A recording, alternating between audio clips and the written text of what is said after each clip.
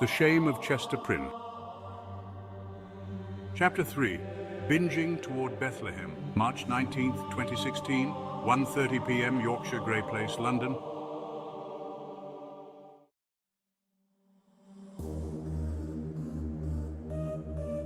He's on his third day of another Chemsex binge, or is it the fourth? I can never keep up. What is Chemsex, you ask? It must sound like such an odd term to the uninitiated, sounding like what the Pfizer marketing team should have come up with as their code name for Viagra. No, I'm afraid it's much weirder than that. Let's start with the chem part of Chemsex. The most common substances used by gay partiers is the G and T, not to be confused with the Queen Mum's favorite libation. Methamphetamine is the T and is also known as Tina, crystal, or my favorite, gay crack. T is typically smoked through a pipe or bong, or, as my friend does quite anachronistically, by snorting.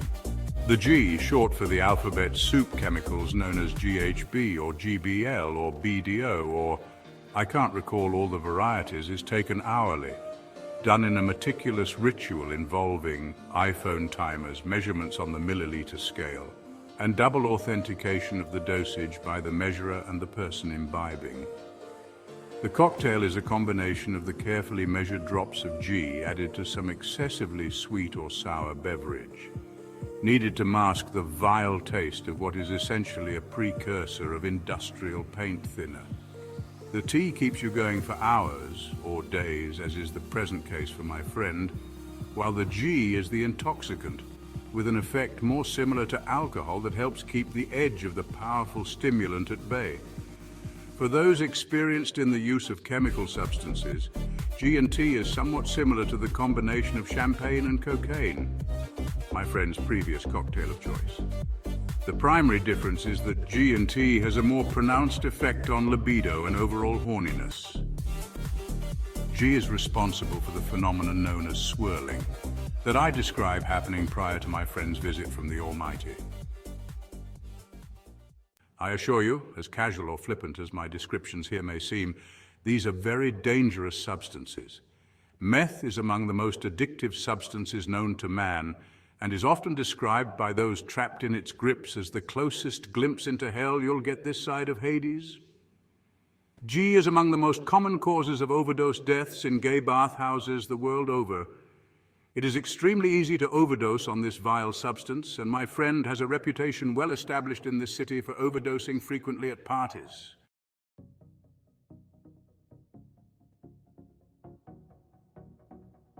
The party currently underway is taking place here in our flat, in the expansive master bedroom where the window, through which God will soon be entering stage right, is now wide open to vent the clouds of crystal meth filling up the room. These parties my friend often hosts are not the kind of parties with which you, nor we, prior to a year ago, would likely be familiar. There are no canapes being served and eaten, nor any food for that matter. No beer or liquor, nor balloons or other decorations festooning the flat. Instead, you will only find naked bodies entangled in mass of flesh, sweat and other bodily fluids, with porn and deep house music thumping in the background. 4 naked men at this moment are piled on the bed and engaged in various acts, while 2 others are doing something else NSFW on the sofa. Oswaldo is one of several visitors who is being generously compensated by my friend for his attendance. At 38, Oswaldo is nearing the sell-by date for people in his profession.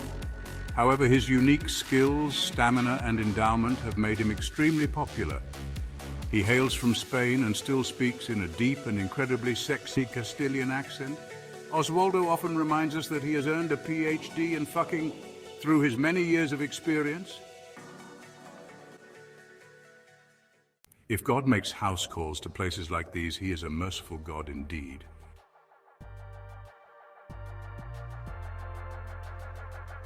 Our flat has become a popular destination for partiers, both professional and amateurs, in the further reaches of northwest London.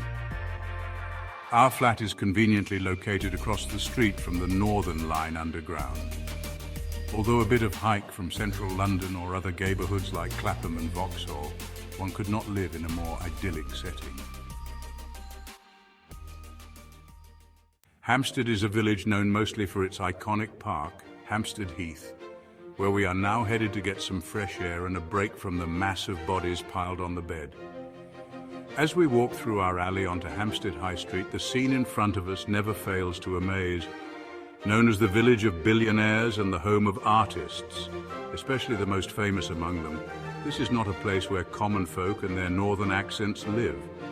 Within a short hop, skip and a jump are the homes of Ridley Scott, Chris Martin and formerly Gwyneth, whose separation from Chris through their conscious uncoupling gave new life to my friend's everlasting hope of betrothal to the Coldplay frontman. And of course the legend George Michael, further up the street in Highgate. Right around the corner is our favourite neighbour, Helena Bonham Carter, possibly the most fabulous human being on earth. Yes, we know, we are hopeless starfuckers.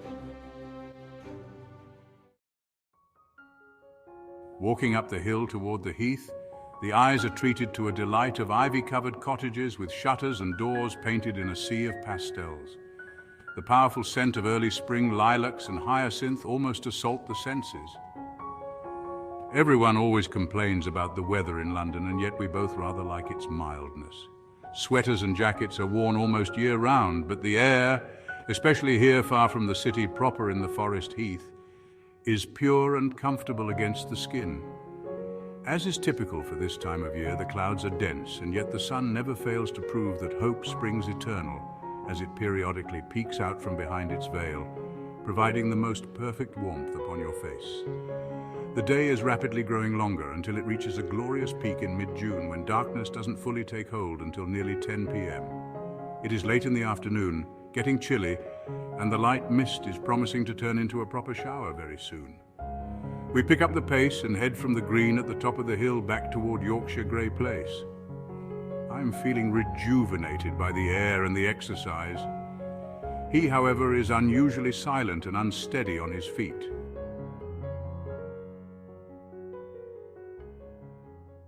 Upon returning to the flat, he loudly announces to the empty room that the party at Yorkshire Grey Place has reached its finale. All should collect their clothes and other belongings to leave, and that he has other places and other people to attend. In his attempt at edgy humor, he also reminds the guests who have already left to collect their used condoms. Of course, with treatment as prevention and the recent formulation of PrEP, no condoms are ever used anymore. HIV/AIDS is something the old gays had to worry about and won't be allowed to scare us anymore. How far we've come. I shouldn't be surprised at his sudden decision to keep partying elsewhere without me, but I still convey my worry and remind him that at some point he will need to stop and sleep.